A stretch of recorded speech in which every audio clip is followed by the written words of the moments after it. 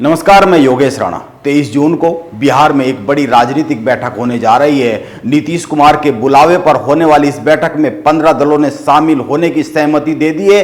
ये 15 दल इकट्ठे होकर वो रास्ता खोजेंगे जिस पर चलकर बीजेपी को रोका जा सके।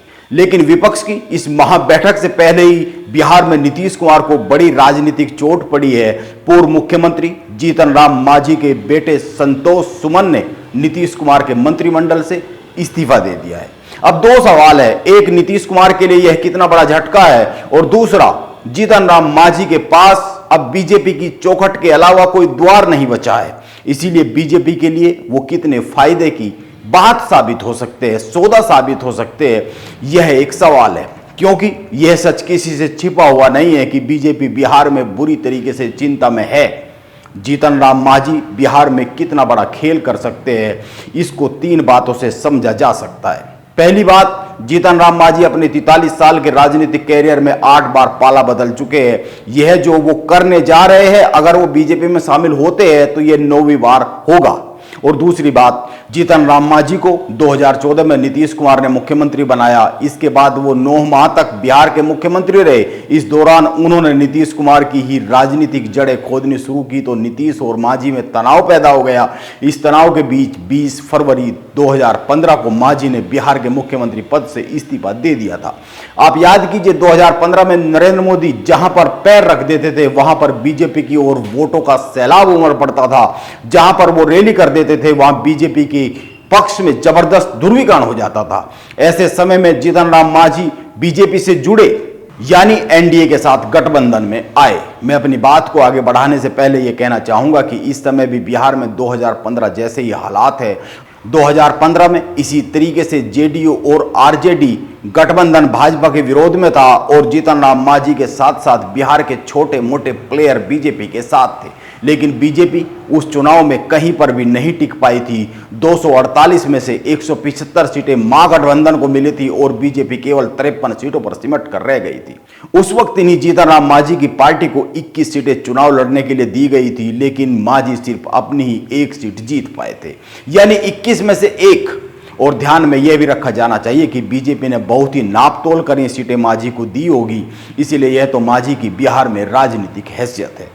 यह ठीक बात है कि वो महादलित समाज से आते हैं और नीतीश कुमार की भी इसी समाज की राजनीति करते हैं, लेकिन उनकी राजनीतिक ताकत बहुत ही सीमित है, केवल मगध बेल्ट तक ही सीमित है। मांझी की राजनीतिक हैसियत को एक घटना से और समझा जा सकता है। बिहार में जीतन राम मांझी की पार्टी का नाम हिंदुस्तानी आवाम मोर्चा है। 2019 के लोकसभा चुनाव में मांझी की पार्टी 3 सीटों पर चुनाव लड़ी थी, लेकिन एक भी सीट पर जीत हासिल नहीं कर पाई थी। एक अन्य तीसरी घटना भी है, इससे भी थोड़ा सा समझना जरूरी है। 2020 के विधानसभा चुनाव के समय जीतन राम मांझी एक बार फिर से एनडीए में आए थे। उस समय नीतीश कुमार भी एनडीए का हिस्सा थे। इस चुनाव में मांझी की पार्टी के हिस्से 7 सीटें आई थी, इसमें वो केवल 4 सीटों पर जीत दर्ज कर पाए थे। यानी कि समीकरण, यानी कि तस्वीर कुछ ऐसी बनती है कि मांझी अगर नीतीश कुमार के साथ है तो थोड़ा बहुत लाभ हो जाता है, नहीं तो कोई बहुत ज्यादा बड़ी कामयाबी उनको मिलती नहीं है। इस तरीके से यह बात तो साफ है कि बिहार की राजनीति में मांझी की राजनीतिक हैसियत एक आध सीट से ज्यादा है नहीं, वो भी विधानसभा की।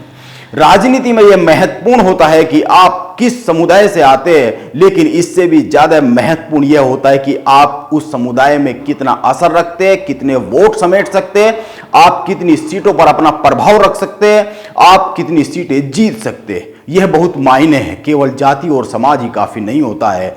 यह तो हुई एक बात।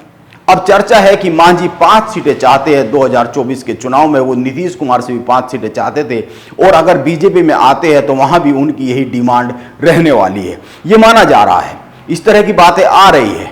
अब अगर वो बीजेपी में आते हैं तो उनको 1-2 सीट ही मिल जाए, यही बहुत बड़ी बात है। वैसे उनके पास बीजेपी में आने के अलावा अब कोई बिहार में विकल्प बचा नहीं है। 13 अप्रैल को दिल्ली में गृह मंत्री अमित शाह के साथ उनकी मुलाकात हो चुकी है, इसीलिए यह माना जाना चाहिए कि वो बीजेपी में ही आएंगे। इसीलिए यह तो तय है कि बीजेपी के लिए वो बिहार में राजनीतिक तौर पर बहुत ज्यादा काम के साबित होते हुए दिखते नहीं है। हाँ, मांझी के बेटे के इस्तीफे की घटना से यह चर्चा जरूर हो गई है कि नीतीश कुमार से अपना घर तो संभल नहीं रहा है, वो पूरे देश को क्या संभालेंगे, पूरे देश में विपक्ष को एकजुट कैसे करेंगे।